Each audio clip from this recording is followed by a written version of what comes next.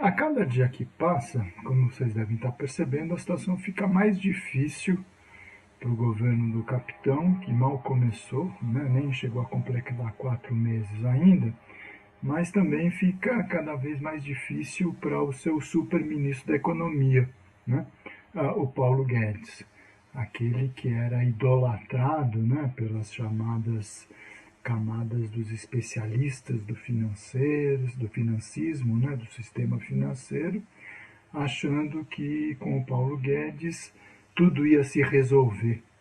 Essa história a gente já tinha visto lá atrás, logo depois do impeachment contra a presidente Dilma, quando o Michel Temer, então ele chama Henrique Meirelles para a Fazenda e o banqueiro do Itaú, Ilan Goldfein, para tomar conta do Banco Central. Aí então estaria tudo resolvido também, né? Quer dizer, a gente primeiro tira a Dilma, tira o PT e daí o Brasil entra nos eixos. Veja, já se vão quase 3 anos, né?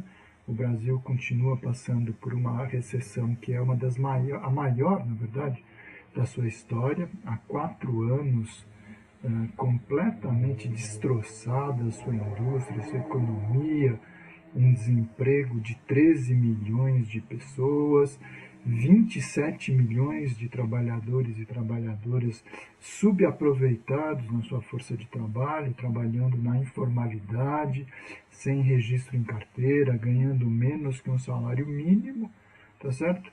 E o governo culpa tudo isso pela não aprovação da reforma da Previdência. Quer dizer, seria cômico se não fosse trágico. Mas o fato é o seguinte, o Paulo Guedes, quer dizer, por trás do seu mantra, né, de um suposto tecnicismo eficiente, na verdade ele gosta de uma bela enganação, né, ele gosta de grandes números, né, e vocês devem estar se lembrados que ele saiu com a história de 1 trilhão. Precisamos aprovar a reforma da Previdência, porque senão a economia da brasileira não volta a crescer, o que não tem nada uma coisa a ver com a outra, já comentamos muito a respeito disso, e vamos aproveitar essa reforma para fazer uma economia de 1 trilhão nos gastos públicos ao longo de 10 anos. Quer dizer, isso tem toda a cara de uma conta de padaria, né? Aquilo que numa linguagem um pouco menos sofisticada a gente chama da conta feita nas coxas.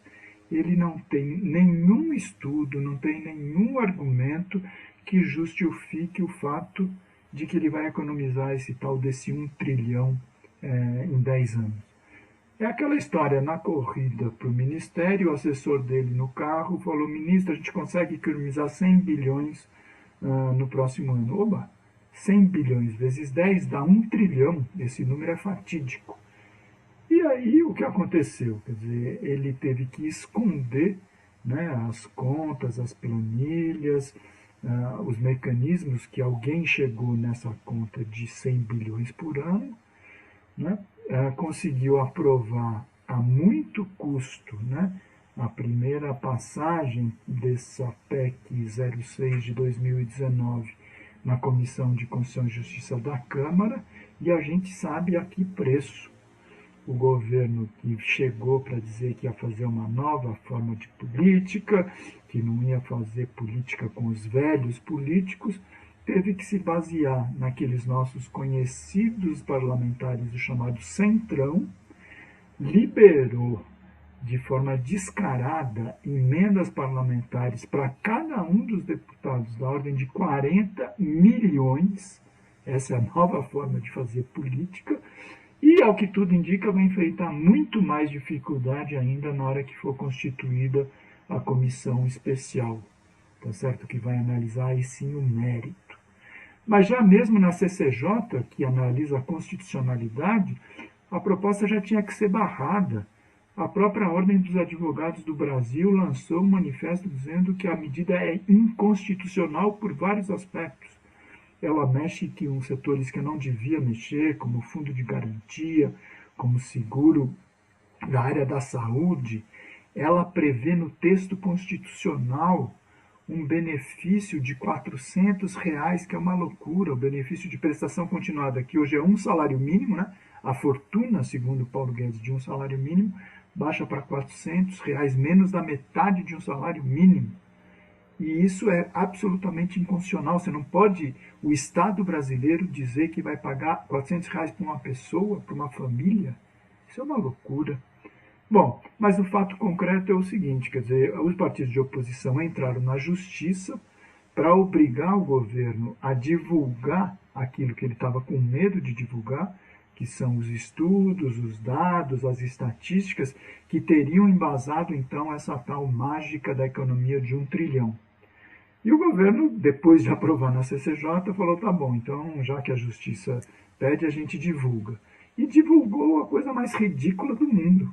Uma planilha de PowerPoint parecendo aquela do Deltan Dallagnol, lá, na tentativa de incriminar o Lula, sem fundamento nenhum, sem número nenhum, sem estudo nenhum, puro chute.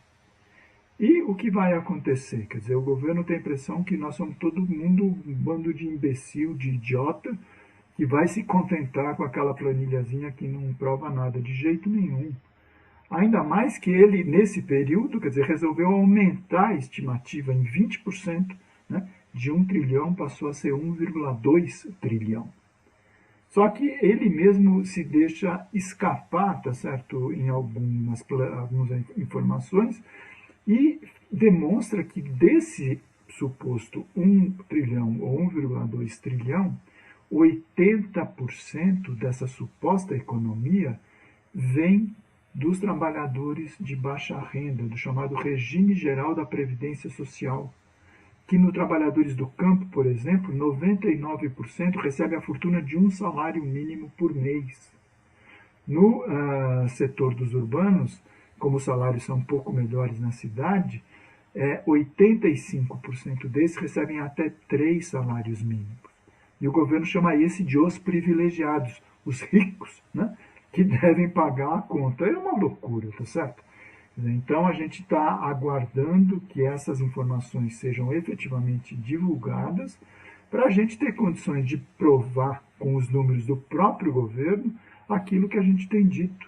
Quer dizer, essa reforma vem para destruir o regime geral da Previdência Social, às custas, mais uma vez, como sempre, dos setores mais pobres, de menor renda da nossa população, e deixa absolutamente intocáveis os verdadeiros privilegiados, aquele 1% do topo da nossa pirâmide da desigualdade que não paga 1 centavo de imposto, que recebe todas as desonerações, as isenções do governo, do Estado, da Secretaria da Receita Federal, e eles não dependem de nenhuma pensão nem aposentadoria, seja do regime geral da Previdência Social, porque eles não são assalariados, seja do setor público, porque eles não são funcionários públicos, eles vivem no mundo do rentismo parasita. Eles vivem das rendas derivadas dos produtos financeiros, que estão absolutamente isentos do ponto de vista tributário.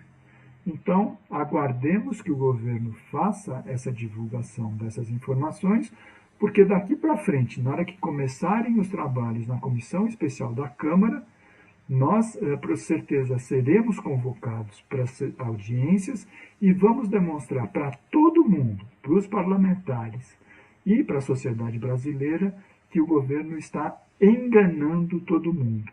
Ele quer destruir a Previdência Social com o falso discurso de que quer acabar com privilégios.